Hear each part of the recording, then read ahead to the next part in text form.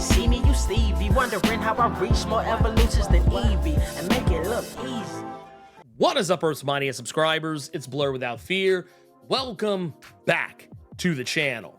All right, so today's video, we're going to be talking about X-Men Heir of Apocalypse #1, written by Steve Fox, with pencils by Neto Diaz, inks by JP Mayer, and color by Alex Sinclair. So this is a comic I've actually talked a little bit about in the past, but here we are today with it, and we now know a little bit more about what it's all about. I mean, technically, it was pretty obvious on its face what it was about. So I'm not really going to talk about some of the more granular things. I really just want to focus on the main meat of this. So that's what we're going to do. The main thing is that Apocalypse has gathered 12 mutants to compete for the privilege of being his successor. But the real question is why? Like, is he dying? Does he believe he doesn't have much longer to live? Does he believe that he's too old to be in the game? Is he just trying to retire? Like, what's the big deal? Why is Apocalypse trying to pass on his legacy to someone else? And the reasoning behind that is pretty simple. It's because Apocalypse no longer wishes to stay on Earth. He has moved himself to Arakko. For those who were curious as to whether or not Arakko would remain a thing going forward, it will, and it will carry on under the leadership of Apocalypse, and very likely maybe even a encounter with Genesis down the road, because we know that Genesis, Apocalypse's wife, is still holding court on the moon of Arakko, the former Orcus base, Phobos. And because Apocalypse is going to be preoccupied with trying to usher Arakko into a perfect mutant nation, he just doesn't have time to be fiddle-faddling with Earth, so he wants to leave a successor in his place to test the mutants of Earth in ways that he used to back in the day. So of these 12 mutants, I'm gonna run through each of them and tell you why they may or may not be good candidates, or what their chances are of becoming the next Apocalypse. First off, there's Cable, who's a man outside his own time, but over the course of the Krakoan era, has fought for his nation, his species, his family, even for himself. And he's no stranger to Insaba Nur, having faced him multiple times in the future and the present. But we know he's not a part of the plans for From the Ashes. This is something that was actually revealed by Tom Brevoort. Neither Cable or Bishop are going to factor in on any level to the From the Ashes era, at least not in its early stages. Maybe somewhere later down the road, but characters that have too convoluted of a history, or even just mildly convoluted of a history, they're not really going to factor in very much to the From the Ashes era. And the funny thing about that is, yeah, this technically would kind of exclude Cable off rip, but considering the nature of how these storylines tend to play out, it actually does make Cable a little bit more likely than not now, just based on the pure fact that, well, yeah, sure, he won't be used right away. He could still become the new Apocalypse, but I don't think that would play very well, not just from a narrative standpoint, but even just from a fan and readership standpoint. I don't know if I would want to see Cable become Apocalypse. It actually seems antithetical to who he is as a character, so I'm gonna say probably not. Next up is gonna be the character Cypher, who tried to be the hand that gently kept Krakoa steady, even when all others failed the nation. A guy who found happiness that slowly just kind of seemed to fade away into obscurity. And by happiness, I mean his marriage to Bay the Blood Moon, who I don't know if they're still married. It's one of those things I feel like kind of got forgotten about. I know there was a series called Knights of X or Knights of 10 that I didn't really read to completion, but what little bit I read of it, I don't remember there being anything about a split between herself and Cypher. But I don't know, I feel like, yeah, that was one of those things that just kind of got left on the cutting room floor of the Krakoan era, so we don't know where that is. But Cypher, I do feel like, could potentially be that character. I don't think I would want him to be that character, but it would, if for no other reason, just his powers are so weird and open to interpretation that throughout the years he's gone from simply just being able to understand languages to being able to understand everything, because everything is a language in some way, shape, form, or fashion, whether it's body language or how things are designed, as we have seen in this issue, how he can kind of tell where things are going to begin and end because of the nature of the language of architecture. I kind of want Cypher to just go back to just being a happy guy. I want that Cypher back. So it's my own personal reasonings, but yeah, I would rather that be the case than him be Apocalypse. Next up is going to be Emma Frost. Emma Frost is a woman who I feel found peace, maybe some modicum of happiness on Krakoa, especially towards its end, because she finally got to see all of the Genosha dead brought back to life. And she's a woman who usually always does it for the children. Everything she does it for the future of mutant kind. And honestly, I feel like Emma has the personality to be the next Apocalypse, but at the same time, I feel like she's better than that. And I don't really want to see Emma go back to being a more villainous styled character. It's one of those things that when Emma Frost joined the X-Men during New X-Men by Grant Morrison, it was one of those deals where they always kind of hemmed and hawed with it. And then, I think by the time you got to Joss Whedon's Astonishing X-Men, they kind of dug into it, and I was like, man, I actually really liked that, time period in the X-Men comics and Generation X where Emma was just a good guy. There was no ulterior motive, even though they did try to hint that there might have been. Ultimately, you learn that there never was. And I kind of want Emma to stay a good guy. She's been a good guy so long that I honestly don't think the idea of her being a bad guy is anything revolutionary. It would be like making Magneto the villain all over again. It just wouldn't be a wise decision on anyone's part. I mean, yeah, sure, if you made her an Apocalypse in a way that is not villainous, cool, but I kind of feel like this is kind of what that's all angling towards, that, whoever becomes the next Apocalypse is not going to be somebody who's going to be all wine and roses with the X-Men. It's going to be somebody who's going to end up being the bad guy. And I don't want that to be Emma, so the chances, I think, for her are pretty low, if I'm being honest. We also have the character Exodus, who also found peace and love and something to fight for on Krakoa, similarly to Emma Frost, and he even found something worth dying for on Krakoa. He fought valiantly during Judgment Day, and he became a very huge voice on the Quiet Council. He became a person who was not just someone who found peace on Krakoa, but he found his calling in trying to teach the next generation of mutants how to be mutant and proud, and also knowing their mutant history. And well, I think, he probably, of anyone amongst mutant kind, probably took the loss of Krakoa the hardest. I would say probably even maybe just as much as Apocalypse, if not more so. I feel like if anyone stood a chance of any kind of becoming that person, becoming the next Apocalypse, I could see Exodus doing it, if for no other reason than the fact that he's trying to find a place for himself. I don't think becoming the next Apocalypse is that place, but if anyone could stand a chance of anyone on this list, I think Exodus would be probably chief among them. He has recently rediscovered his taste for leadership and being the person who inspires and can galvanize others. If anything, I feel like if Exodus became Apocalypse, he would be an Apocalypse that might be more nuanced than Apocalypse has ever been. And that would be impressive considering Apocalypse has gained a lot of nuance over the years. We also have characters like Gorgon. Yeah, that's right, a name you don't get to hear too terribly often in regards to X-Men stuff since Ten of Swords. Those of you may remember he was unalived during Ten of Swords, and because of the nature of that event and how death in Otherworld affects the mutant resurrection protocols, Gorgon came back wrong and has been wrong ever since. He has not been the same Gorgon. He's been more weak-willed and a coward and just not very Gorgon. The polar opposite of him, as a matter of fact. And it was one of those things I always kind of hoped would have been addressed, and it was just one of the things that got left on the cutting room floor. And yeah, we just kind of get told in a sentence he died sometime between now and the fall of Krakoa. He was very likely brought back during the events of X-Men Forever, where all the mutants were pretty much resurrected at some point or another. He has found Krakoa's leadership wanting, and man, if anyone really deserves it, just because of how, not just in terms of like, oh man, it would be so good if they were Apocalypse, but just in terms of it would give him a chance to finally get some damn storytelling after he was, I'm gonna go ahead and say it, he was mishandled after Ten of Swords. He was completely forgotten about on a narrative level.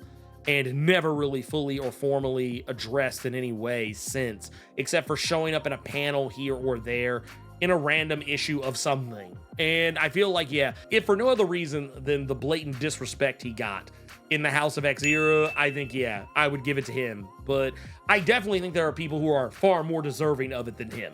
There's also the character Mirage, a founding member of the New Mutants, and a woman who I feel has been slowly but surely finding her place throughout her publication history. She has, been a student. She has become a teacher. She has gone to being a Valkyrie, to being a teacher again. And I feel like her place in teaching and ushering the next generation of mutants is one of those things that she really excels at. And while it may not seem that way to some, I definitely think she has a very good place there with it. I don't know if I could see her as someone who is on that level of Apocalypse, like having, because I imagine whoever is to become the next Apocalypse, they're not going to be acting the way they normally would, at least not 100%. I have a feeling it's going to be very similar to what we saw in Uncanny X-Force when Archangel was becoming the next Apocalypse. You're going to see someone who's going to be acting incredibly out of character. I don't think Danny would lend herself well to it, but I will definitely say she would be one of the most heartbreaking choices if she were to be chosen, if she were to cement her place as the next Apocalypse. And then there's Forge. Forge is a guy who has seen the dark side of Krakoa. He has also seen the dark side of himself. He is responsible for having created some things that are, I won't necessarily say 100% problematic, but I mean, he was the guy who created the mutant power neutralizer that fell into the wrong hands and ended up taking away Storm's powers back in the day. It is a gun that has made its presence known throughout the House of X era on some level or another, having been used multiple times throughout this, complete and total iteration of the X-Men. I also feel like he worked very closely with Xavier and kind of did some shady shit for Xavier off and on throughout the time of the House of X era, and even kind of hinted at sometimes before it. And I won't lie, if anyone would probably make the most sense of any of the characters who make the least amount of sense, it would probably be Forge. And considering some of the things we know are going to be going on with him in the X-Force series that's coming up in From the Ashes, I don't know if that would track very well. Some of the solicits basically let us know that he's probably not going to get it. He has some other bigger fish to fry, or maybe these are the fish that he's frying. Maybe this becoming Apocalypse, maybe that explains those weird headaches that it was hinted that he's going to be having. This was something that was teased in X-Men number 35 recently. So who knows? Maybe that might have something to do with it. But yeah, I think that honestly, of any of the people who could potentially become Apocalypse that I think are the least likely, he would actually work out well if it came to be the case. I mean, he's a guy who is well versed in technology and magic, no differently than Apocalypse. He would definitely be a shoo-in, if no one else. We've also got Mr. Sinister, a man who is no stranger to Apocalypse. He's probably more familiar with Apocalypse than just about anybody that is in the running for this right now. But I feel like we have gotten peak Mr. Sinister at this point. I don't think making him Apocalypse is the wisest decision. I feel like it might be for the best to sunset Mr. Sinister for a while. I think it would be for the best if we just don't see him for a bit. I feel like he would wear out his welcome very quickly, and I kind of feel like editorial knows that. We haven't really gotten any hints or teases at Sinister in the new From the Ashes stuff. Not that I think we would.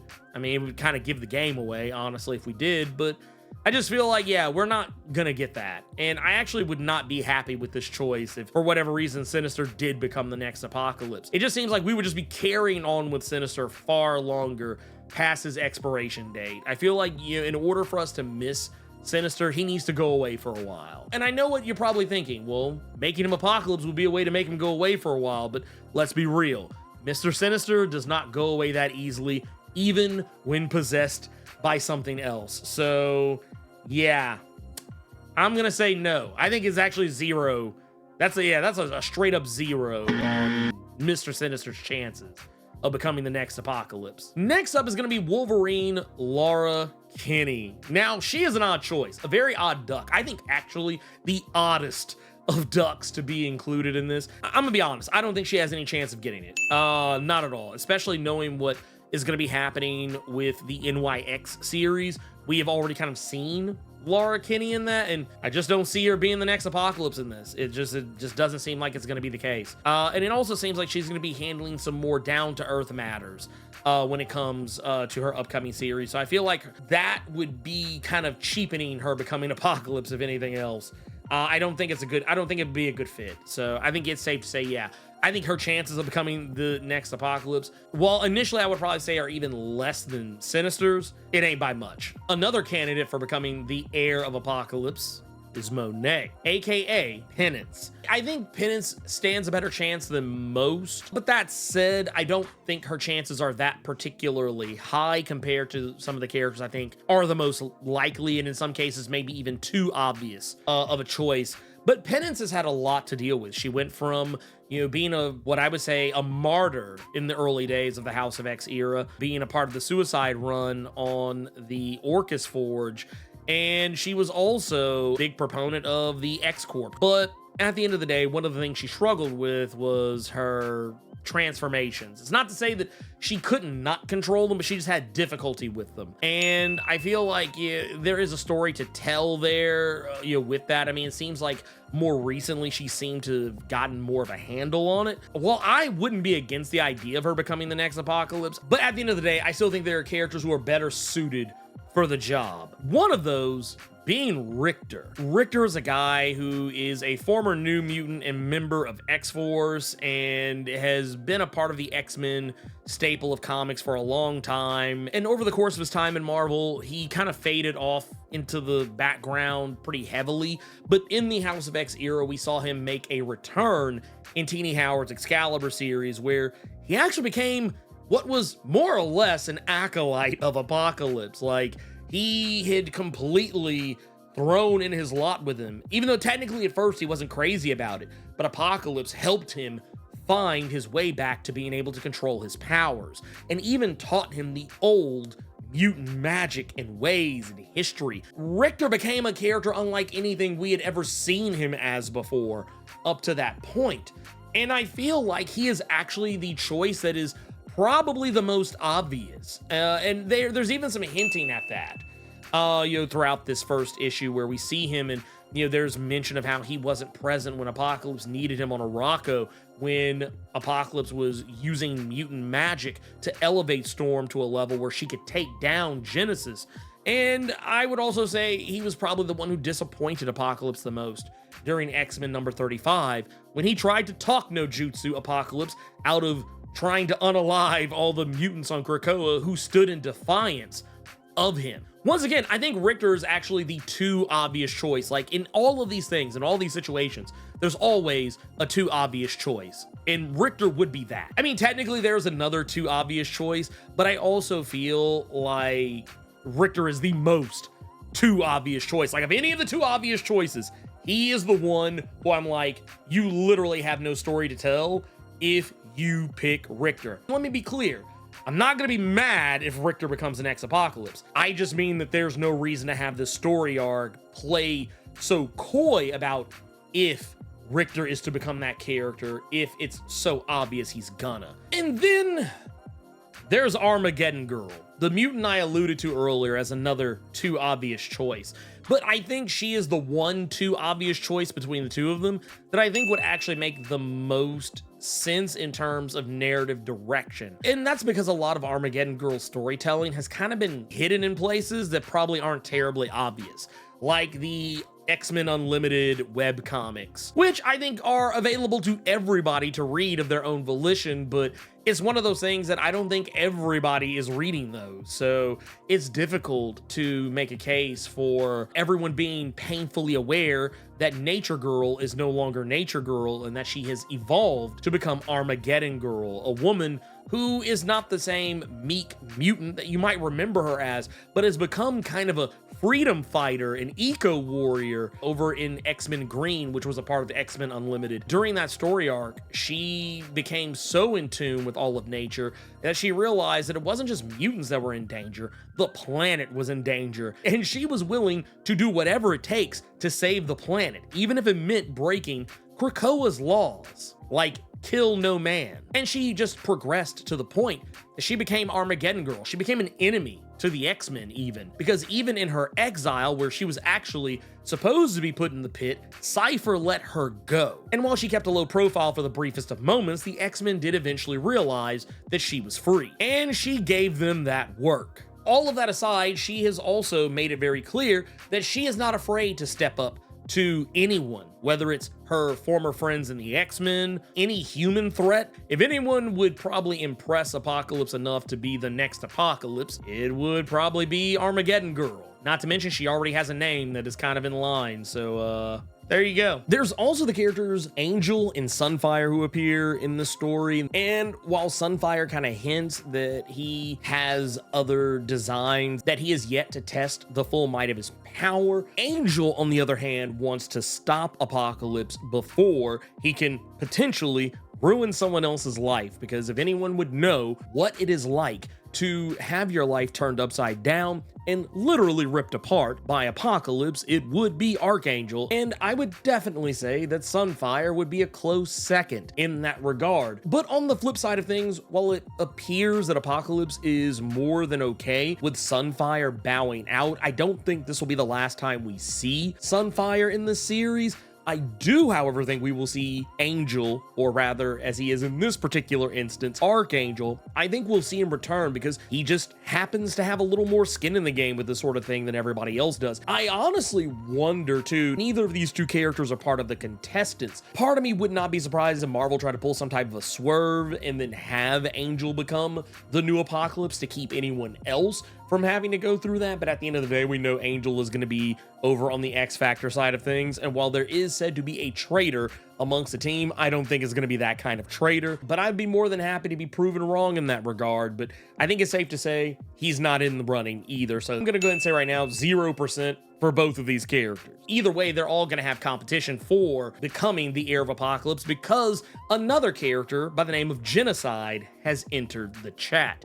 This is something that's not really a surprise, because we saw from the solicits that Genocide was going to factor in somehow, in some way, into the proceedings. And for those who are unfamiliar, Genocide, the artist formerly known as Holocaust, is a character who I think a lot of people probably got their first introduction to in Age of Apocalypse. That's kind of how it was for me, at least. And he kind of just disappeared once that continuity went away. I mean, he would technically reappear in some points here and there, but ultimately he just kind of faded away into obscurity. It wouldn't be until later on in Uncanny X-Force where he would make his triumphant return in a new iteration, where he would actually be the son of Apocalypse yet again.